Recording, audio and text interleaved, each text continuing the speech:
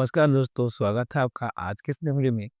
मैं बात कर रहा हूँ सीयूईटी डॉक्यूमेंट्स के बारे में। बहुत सारे बच्चे जब एग्ज़ाम का फॉर्म भरते हैं, तभी जाके अपना जो डॉक्यूमेंट है, उसका कैरी करते हैं, क्योंकि उनको पहले से ये नॉलेज नहीं होता है कि क्या डॉक्यूमेंट हमको पहले से रखना है, क्योंकि जो फर्स्ट टाइम एग्ज़ाम देते हैं, उनको कुछ आइडिया नहीं होता कि क्या-क्या डॉक्यूमेंट उस समय जब हम फॉर्म भरते हैं, तो माँगा जाता है। तो आज की इस वीडियो में मैं आपको बताऊँगा कि सीयूईटी का जब अगर आप फॉर्म भर रहे हैं, तो आपके पास क्या डॉक्यूमेंट होना चाहिए, क्योंकि सीयूईटी का जो एग्ज़ाम है, वो अभी आया नहीं है, फॉर्म अभी आया नहीं है। जस्ट आपको मार्च फर्स्ट वीक में या सेकंड वीक में आपको आ जाएगा। मगर उससे पहले अगर आप अपना डॉक्यूमेंट तैयार कर लेंगे, तो उस समय फॉर्म भरने में आपको ज़्यादा परेशानी नहीं होगी, क्योंकि डॉक्यूमेंट आपके पास रहेगा तभी आप ये फॉर्म को आसानी से भर सकते हैं। नहीं तो जब फॉर्म भरते हैं, उस समय डॉक्यूमेंट नहीं मिलेगा, तो आपको थोड़ा-सा दिक्कत सामना करना पड़ेगा। अब बहुत सारे जो चीज़ें हैं, उससे आपका जो कट ऑफ का बात करें, तो ये सब चीज़ में भी प्रॉब्लम आएगा। मैं बताऊँगा स्टेप बाय स्टेप कैसे। सबसे पहले मैं बता दूँ दोस्तों, डॉक्यूमेंट की मैं बात कर रहा था। अगर आप 12th पास है, तो आपका 10th का और 12th का दोनों डॉक्यूमेंट लगेगा, ठीक है? मतलब मार्कशीट लगेगा। अगर आप 12th पास नहीं है, तो आपका अपेयरिंग करके फॉर्म भरा जाएगा सीयूईटी का 12th में, तो आपको उस समय 12th का कुछ भी डॉक्यूमेंट नहीं लगेगा। बस आपको जो कुछ ज़रूरी उसका जो इन्फॉर्मेशन है, वो लगेगा। जैसे आपका नाम, आपका आधार कार्ड, जैसे कि मतलब किस स्कूल से या किस कॉलेज से आप 12th कर रहे थे, किस जगह से कर रहे थे, किस बोर्ड से कर रहे थे, इस सब के बारे में जानकारी होती है, जो कि आपके एडमिट कार्ड पे लगभग-लगभग डिटेल्स दिया रहता है। फर्स्ट ऑफ ऑल 10th का मार्कशीट आपके पास रहना चाहिए। बहुत सारे ऐसे जो बोर्ड है, उसमें क्या होता है दोस्तों कि 10th का मार्कशीट अलग होता है, 10th का सर्टिफिकेट अलग होता है। जबकि बिहार बोर्ड में आपको मैंने देखा ऐसा है, और सीबीएसई बोर्ड में मैंने देखा कि ऐसा नहीं है। 10th का जो सर्टिफिकेट है, उनका 10th का मार्कशीट कम सर्टिफिकेट एक ही साथ होता है। तो जो बच्चे बिहार बोर्ड के हैं, वो अगर सीयूईटी का एग्ज़ाम फर्स्ट बारी दे रहा है, तो वो पहले से ही अपना ये डॉक्यूमेंट जो आपका सर्टिफिकेट है 10th का, वो अभी से अपने स्कूल से ले ले, ताकि उनको जब फॉर्म भरना हो, तो 10th का मार्कशीट और सर्टिफिकेट दोनों अवेलेबल रहे। और अगर आप 12th भी पास है, तो 12th का भी मार्कशीट और जो आपको सर्टिफिकेट है, वो वहाँ से ले लें। तो ये आपका जो जो मेन बेसिक जो मेन ज़रूरत है, ज़रूरी डॉक्यूमेंट है, वो मैंने आपको पहले क्लियर कर दिया। अब दूसरा बात करते हैं दोस्तों, जब आपका 10th का मार्कशीट, 12th का मार्कशीट हो जाता है, इसके बाद आता है दोस्तों कास्ट सर्टिफिकेट। अब कास्ट सर्टिफिकेट में दोस्तों ओबीसी, जनरल, एससी, एसटी, ये 4 कास्ट। अब मैं आपको एक चीज़ क्लियर कर दूँ कि जो भी कैंडिडेट सीयूईटी का एग्ज़ाम देते हैं, या मैं ऐसे कहूँ, जो भी एग्ज़ाम इंडिया लेवल पे होते हैं, मेरे कहने का मतलब है जो बच्चे कहीं से भी बच्चे एग्ज़ाम दे सकते हैं, बच्चे फॉर्म भर सकते हैं। जैसे कि सीयूईटी का है, ये तो नहीं ना कोई फिक्स है कि आपको सीयूईटी सिर्फ़ आपको किसी एक स्टेट में होता है, किसी एक स्टेट के बच्चे के लिए होता है। सीयूईटी ऑल ओवर इंडिया होता है। इस कंडीशन में आप जिस जगह से भी हैं, आप जो है ओबीसी, एससी, एसटी, जनरल, ठीक है? ये जो डॉक्यूमेंट होता है, वो आपको पहले से बनाना होगा। जनरल को डॉक्यूमेंट नहीं बनाना होता दोस्तों, जनरल जो ईडब्ल्यूएस का जो आप डॉक्यूमेंट बनवा के रखते हैं, जिसका वैलिडिटी आपको अप्रैल तक का ही होता है। मतलब 1 अप्रैल 2024 का अगर आपका जैसे डॉक्यूमेंट होता है, तो आप इसको 25 तक यूज़ कर सकते हैं, जो कि अभी आपका फॉर्म आने वाला है, ठीक है? जब आपका फॉर्म आने वाला होगा, तब आप बना सकते हैं, मगर आपका डॉक्यूमेंट जो ईडब्ल्यूएस है, अगर वो पुराना होगा, मतलब अगर ऐसे मैं कहूँ, जैसे जनवरी 23 का ही होगा या जनवरी 24 का ही होगा और वो 25 आ रहा है, तो आपका वो वैलिड नहीं होगा। क्योंकि अभी आपको जब फॉर्म आएगा, तो वो मार्च में आ जाएगा, तो वो आपका वैलिड नहीं होगा। तो ये चीज़ का ध्यान रखिएगा, अगर आप ईडब्ल्यूएस लगा के फॉर्म भरिएगा, तो आपको पहले से ईडब्ल्यूएस जो है, बना के रखना होगा, ठीक है? इसके बाद बात करते हैं ईडब्ल्यूएस के बाद जो ओबीसी है। अब बहुत सारे बच्चे कहेंगे सर हम तो ईबीसी हैं, हम ओबीसी हैं। देखिए, जो सेंट्रल लेवल पे बच्चे फॉर्म भरते हैं, उनके लिए सिर्फ़ एक ही कास्ट होता है, वो होता है सिर्फ़ ओबीसी। इसमें ओबीसी या ईबीसी नहीं, अलग-अलग किया जाता है। तो आप जो ओबीसी हैं, तो आपको सेंट्रल लेवल का ओबीसी सर्टिफिकेट बनाना होगा, अप्लाई करना होगा। आप जिस जगह से हैं, जिस स्टेट से हैं, वहाँ से आप सेंट्रल लेवल पे जो भी आप वेबसाइट से फॉर्म बनाते होंगे, फॉर्म भरते होंगे, वहाँ से आपको करना होगा, बनवाना होगा, ठीक है?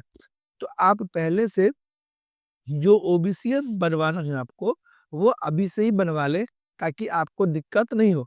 आप जो है स्टेट लेवल का जो आपका कास्ट सर्टिफ़िकेट होता है, वो ओबीसी वाले बच्चे नहीं डालेंगे, ठीक है? चलिए, अब एससी-एसटी की अगर बात करें, तो उनको कास्ट का जो है कोई ये फिक्स नहीं है कि आप जो है सेंट्रल लेवल डालें, क्योंकि जो भी वो कास्ट होंगे, वो कास्ट में डाल सकते हैं, ठीक है? उसमें सेंट्रल लेवल या जो है स्टेट लेवल नहीं रहता है, तो वो एससी-एसटी वाले डाल सकते हैं, उसको दिक्कत उनको नहीं होने वाली है। अब ये डॉक्यूमेंट तो हो गया, सर्टिफ़िकेट के बाद अगर आपको जैसे कि नीट वाले में इस बार पूछा गया था कि आपका एड्रेस प्रूफ, तो एड्रेस प्रूफ में अगर आपके पास डोमिसाइल सर्टिफ़िकेट है, जहाँ से भी आप रहते हैं, जहाँ से बिलॉन्ग करते हैं, तो वहाँ का एक डोमिसाइल सर्टिफ़िकेट आप पहले से बनवा लें, ताकि जब डॉक्यूमेंट अपलोड करने में आपको डोमिसाइल सर्टिफ़िकेट माँगा जाए, एड्रेस प्रूफ माँगा जाए, तो उस कंडीशन में आप अपना एड्रेस प्रूफ उसमें दे सकें। इसके बाद आपका आता है फ़ोटो और सिग्नेचर। इसमें दोस्तों फ़ोटो और सिग्नेचर, फ़ोटो में दोस्तों कोई नाम या कोई डेट मेंशन करना ज़रूरी नहीं है, मगर इसमें जो फ़ोटो आप अपलोड करेंगे, वो आपका करंट फ़ोटो होना चाहिए। ये नहीं कि आप फॉर्म भर रहे हैं सीयूईटी 10th-12th लेवल वाला और फॉर्म जो मतलब जो आप डॉक्यूमेंट में आप अपना फ़ोटो जो डाल रहे हैं, वो आप क्लास 5, क्लास 6 का डॉक्यूमेंट वाला फ़ोटो डाल रहे हैं, तो वो नहीं चलेगा। इस कारण से आपको दिक्कत हो सकती है काउंसलिंग समय में, या अभी भी आपका फॉर्म जो है फॉर्म भरने के रिजेक्ट हो सकता है। तो ये चीज़ का ध्यान रखिएगा। जो भी बच्चे फ़ोटो अपलोड करेंगे, उनका फ़ोटो का जो बैकग्राउंड होगा ना, वो व्हाइट रहना चाहिए। आपका बैकग्राउंड व्हाइट रहना चाहिए, ना कि ब्लू, ब्लैक ये सब आप यूज़ कीजिएगा। ओनली व्हाइट बैकग्राउंड यूज़ कीजिएगा सीयूईटी के फॉर्म में। और बहुत सारे बच्चे जो सिग्नेचर करते हैं, वो क्या करते हैं, कैपिटल लेटर में सिग्नेचर कर देते हैं। तो आपको कैपिटल लेटर में सिग्नेचर नहीं करना है, आपको स्मॉल लेटर में रनिंग राइटिंग में सिग्नेचर करना है। ये चीज़ का ध्यान रखिए दोस्तों। और रंग-बिरंग का सिग्नेचर मत कीजिएगा, मतलब जैसे आप हर एक जगह करते हैं, वैसे ही कीजिएगा, ताकि आपको आगे कभी परेशानी नहीं हो। जो आपका फाइनल सिग्नेचर है, जो ऐसे आप सिग्नेचर करते हैं, वैसे ही सिग्नेचर कीजिएगा, तो आपका सिग्नेचर का भी प्रॉब्लम कभी नहीं होगा। अब बात करते हैं जो आगे हम अपना कोई एक एड्रेस प्रूफ तो लगा दिया, अगर कोई वैलिड डॉक्यूमेंट उसमें पूछा जाता है कि वैलिड डॉक्यूमेंट डालिए, तो जैसे कि हम अपना आधार कार्ड या पैन कार्ड डाल सकते हैं।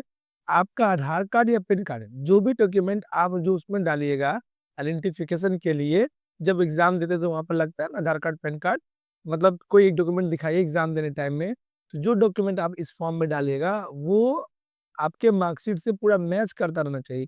ये नहीं कि आपका मार्कशीट में कुछ नाम है और इस डॉक्यूमेंट में कुछ नाम है, तो आपको दिक्कत हो सकती है दोस्तों। अगर अभी से आप ये चीज़ क्लियर कर लें, अगर वो गलती है, तो आप पहले से ही अपना जो है वो डॉक्यूमेंट बनवा लें, आधार कार्ड है तो ठीक करवा लें, या आधार कार्ड आपके पास टाइम नहीं है, आप नहीं करवा पाएँगे, तो आप उस कंडीशन में आप जो है पैन कार्ड दे सकते हैं। पैन कार्ड से ये फॉर्म भरने में आपको दिक्कत परेशानी नहीं होगी। तो इस प्रकार से आप सीयूईटी का फॉर्म अगर भरते हैं दोस्तों, तो इतना सारा डॉक्यूमेंट जो है आप कैरी कर ले। हम लोग को वीडियो बनाने का सिर्फ एक ही मकसद रहता है कि जब बच्चे सीयूईटी का फॉर्म भरते हैं या किसी भी प्रकार का फॉर्म भरते हैं, तो उनका डॉक्यूमेंट हम लोग पहले से कैरी करवा देते हैं, ताकि उनको आगे टाइम उनका भविष्य में कोई जो फॉर्म भरे तो वो प्रॉब्लम नहीं करे, आगे दिक्कत नहीं हो, उनका उनका जो फॉर्म है वो छूटे नहीं। अक्सर बच्चों का किसी न किसी कारण से डॉक्यूमेंट नहीं बन पाता है और बाद में उनको अपना फॉर्म को छोड़ना पड़ता है। तो वैसा नहीं करें बच्चे, अभी जो भी है, जो भी मेरा वीडियो देख रहे हैं, वो चैनल को सब्सक्राइब कर लें, ताकि इस प्रकार का जो भी इन्फॉर्मेशन आएगा, मैं आप लोग को बताऊँगा और आप अपना डॉक्यूमेंट ये सब चीज़ या जो भी सीयूईटी से रिलेटेड होगा, वो सब आपको मैं कैरी करवा दूँगा, ताकि आपको आगे दिक्कत, आगे परेशानी नहीं हो। अब बात करते हैं डॉक्यूमेंट में, आप गूगल पे भी डायरेक्ट दोस्तों सर्च सर्च करोगे ना, कि जो सीयूईटी का आप फॉर्म भर रहे हो, तो आपको क्या-क्या डॉक्यूमेंट चाहिए, तो लास्ट में आपका यहाँ पे बता देगा कि क्या रिक्वायर रहता है। जितनी चीज़ मैंने बताई आपको, अपने मन से नहीं बोला है दोस्तों, सभी के सभी आपको जो है नेट पे, या आप ऐसे करके कहें तो आपको गूगल पे भी सर्च करोगे, आपको मिल जाएगा। जैसे कि mobile number, caste certificate, email ID, payment details आप सीयूईटी जब रख करेंगे, scan image of signature, category certificate, class 10 marksheet, nationally, permanent address, इतना चीज़ जो है आपका डॉक्यूमेंट में होना चाहिए। इसमें ये दोस्तों ये नहीं नेशनली मतलब इंडियन तो ऑलरेडी है ही, उसमें कुछ ऐसा नहीं कि डॉक्यूमेंट उसका लगेगा, ठीक है? अब payment details of CUET application जब आप फॉर्म भर लेते हैं, तो रिसिप्ट निकलता है पेमेंट करता है तो वो रिसिप्ट आपके पास रहना चाहिए। इतना सारा जो डॉक्यूमेंट है दोस्तों, जो है आप पहले से कैरी करके रखेंगे, तो आप जब फॉर्म भरेंगे तो आपको दिक्कत परेशानी नहीं होगी। वीडियो अच्छा लगा दोस्तों तो प्लीज़ चैनल को सब्सक्राइब कर लीजिएगा। Thank you.